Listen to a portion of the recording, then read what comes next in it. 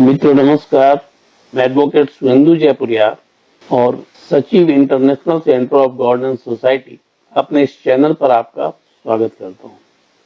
मित्रों, जैसा कि आप लोगों को पता है कि ग्राम स्वराज संवाद का जो यह चैनल है वह पंचायत के स्तर पर लोगों को अवेयर करने के लिए है, पंचायत के प्रावधानों से अवेयर करने के लिए है और जो लीगल उनके राइट्स थे उनसे अवेयर करने के लिए है और साथ ही साथ उनको जो लीगल प्रॉब्लम है उसका समाधान देने के लिए। ठीक है, ये सारी चीजों को एक में समाहित कर हम लोग कोशिश ये कर रहे हैं कि आप लोगों तक बेहतर से बेहतर सुविधाएं पहुंचाई जा सके और बेहतर से बेहतर जो आप लोगों को सहूलियत है वो मिल सके, आप बेहतर तरीके से जानकार हो सके चीजों के, आपका सशक्तिकरण हो सके और उसके साथ साथ पर्पस इसका बहुत ही स्पष्ट है जिससे ग्राम स्वराज की स्थापना हो सके। तो मित्रों, यह तो पर्पस जो है वह ग्राम स्वराज संवाद का वह मैंने आप लोगों को बताया, लेकिन आज जो मैं वीडियो अपलोड करने जा रहा हूँ, वीडियो में बना रहा हूँ, वो पंचायत चुनाव से संबंधित है। अभी पंचायत चुनाव की घोषणा कर दी गई है, जस्ट कल ही इसकी घोषणा की गई है पंचायत चुनाव की। और इसमें पंचायत चुनाव जो है उसके राजनीतिक मायने क्या निकलेंगे इसकी चर्चा आज मैं आप लोगों के साथ करने वाला हूँ, क्योंकि पंचायत चुनाव बहुत ही सेंसिटिव चुनाव है और पंचायत चुनाव ही बहुत सारी चीजों का दिशा निर्धारण करता है। कैसे करता है इसकी चर्चा भी मैं करूंगा, लेकिन सबसे पहले पंचायत चुनाव की मैं चर्चा कर दूं। जैसा कि आप लोगों को पता है कि झारखंड में 3 टियर सिस्टम, त्रिस्तरीय पंचायती राज व्यवस्था लागू है। त्रिस्तरीय पंचायती राज व्यवस्था झारखंड में लागू है और ये झारखंड में तीसरा चुनाव, पंचायत का तीसरा चुनाव होने जा रहा है। तो ये त्रिस्तरीय जो पंचायत की व्यवस्था है उसके चुनाव की घोषणा कर दी गई है चुनाव आयोग के द्वारा कि चुनाव आयोग को ही से कंडक्ट करना है, तो चुनाव आयोग ने इसकी घोषणा कर दी है। और यह जो घोषणा की गई है वह इलेक्शन जो होने वाला है वो 14 मई, 19 मई, 24 मई और 27 मई को होने वाला है। मतलब 4 चरणों में इसके चुनाव होने वाले। ठीक है, अब जो है इसमें जो नॉमिनेशन है वह 16 अप्रैल के बाद जो पंचायत का चुनाव लड़ना चाहते हैं उन्हें नामांकन भरना है, मतलब नॉमिनेशन फाइल करना है। ठीक है, काउंटिंग जो होगी वह 3 फेज में होगी। 17 मई को पहले फेज की होगी, सेकेंड फेज की 22 मई को होगी, थर्ड एंड फोर्थ फेज की 31 मई को होगी। मतलब 14 और 19 को जो चुनाव होंगे उसकी काउंटिंग 17 मई को हो जाएगी, जस्ट एक महीने के बाद। और 24 को जो चुनाव होंगे उसकी काउंटिंग 22 मई को हो जाएगी और थर्ड और फोर्थ में जो है 24 और 27 मई है उसकी काउंटिंग जो है वह 31 मई को हो जाएगी।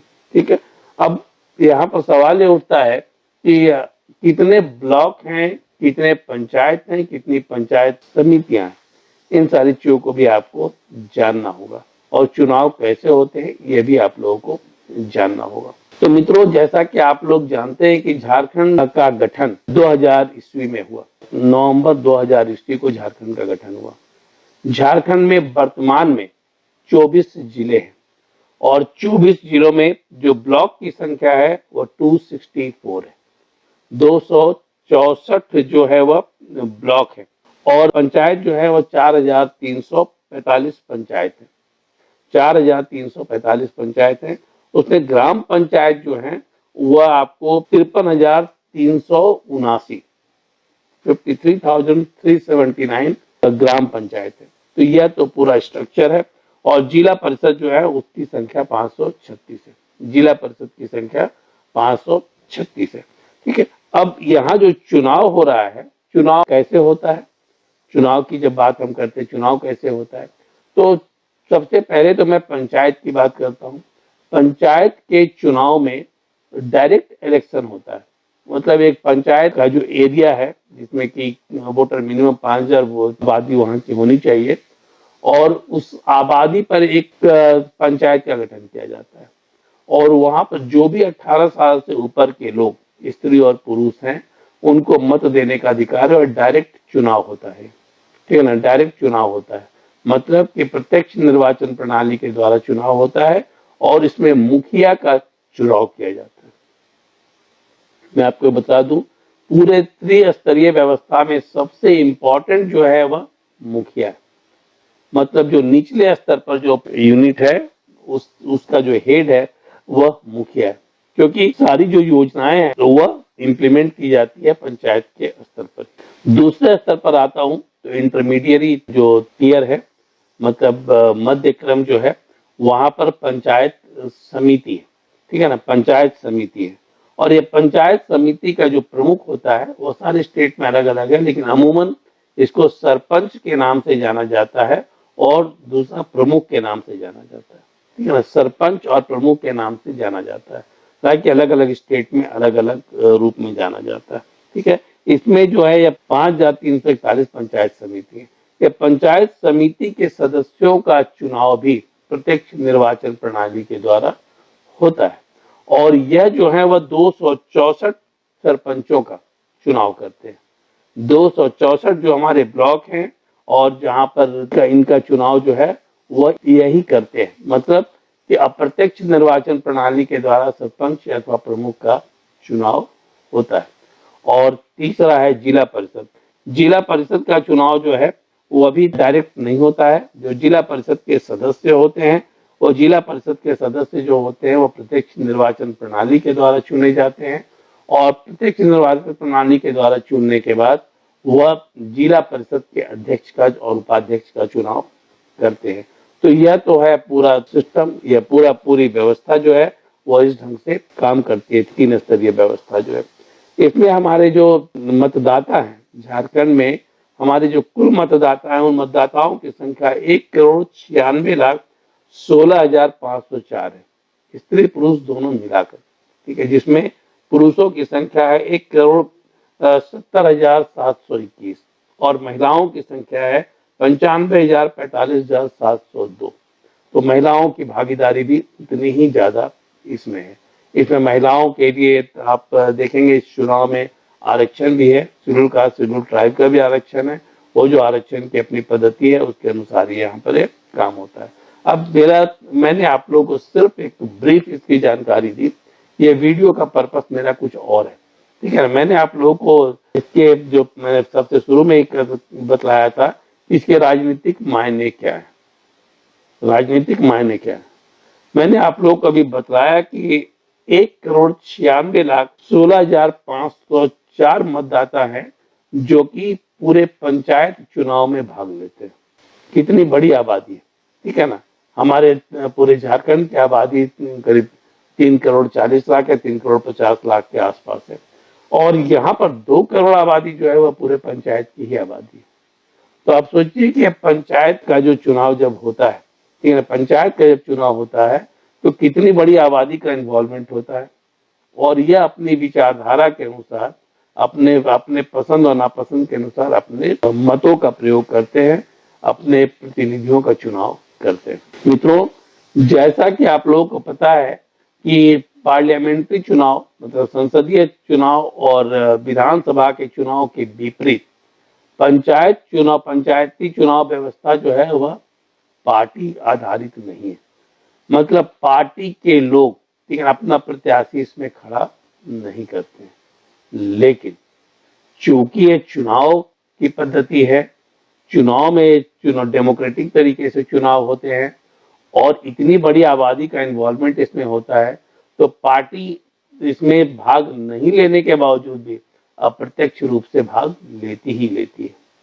तो जब अप्रत्यक्ष रूप से भाग लेती है तो इसका मतलब है कि जो पंचायत प्रतिनिधि होते हैं वह कहीं ना कहीं किसी विचारधारा से ही ओतप्रोत होते हैं, किसी विचारधारा से प्रभावित होते हैं, और जिस विचारधारा से वह प्रभावित होते हैं उसी विचारधारा के तहत वह अगला चुनाव जो होता है विधानसभा का या फिर संसद का, उसमें वह सक्रिय भागीदारी निभाते हैं।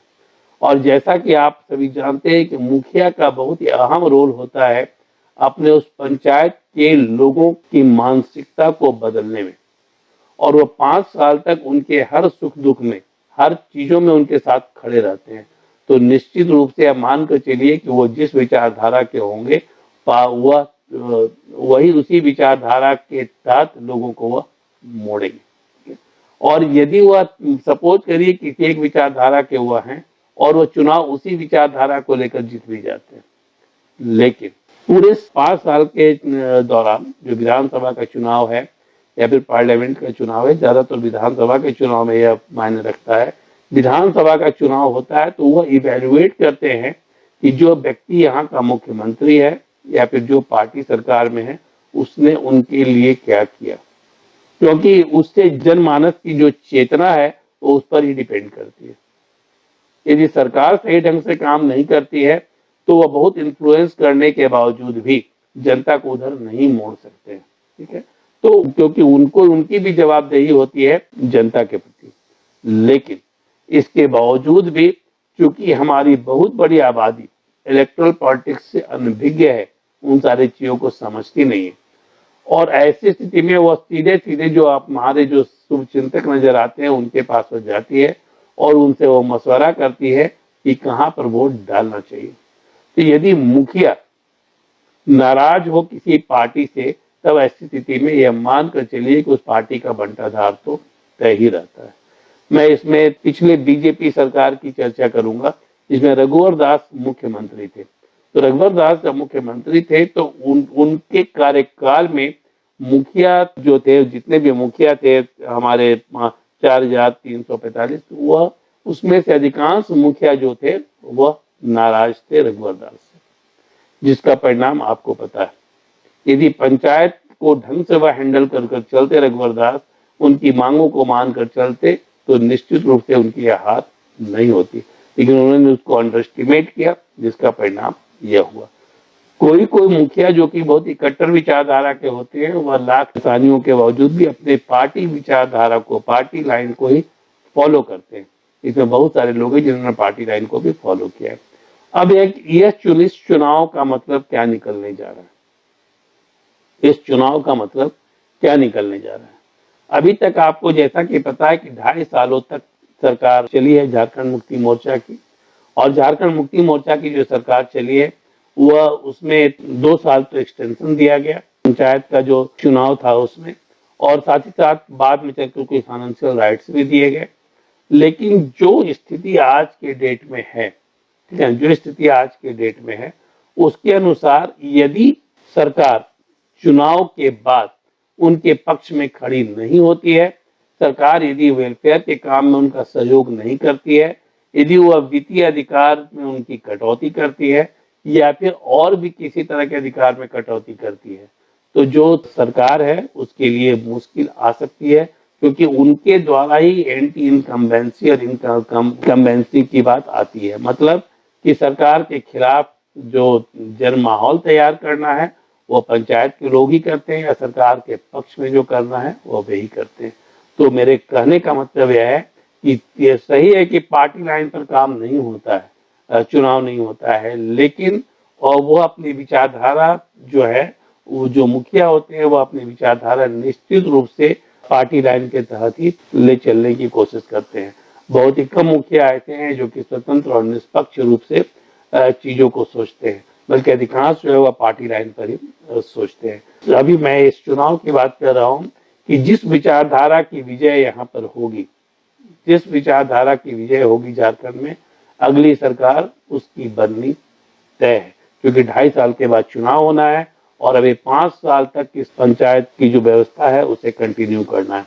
मतलब कि अभी सरकार का जब गठन मई में होता है तो उसके बाद 2022 से लेकर 2027 तक यह पंचायत की व्यवस्था चलती रहेगी, और इस दौरान लोकसभा चुनाव भी होंगे 2024 में, और विधानसभा का चुनाव भी होगा झारखंड में।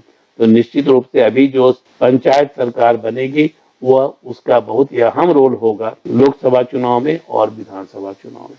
धन्यवाद।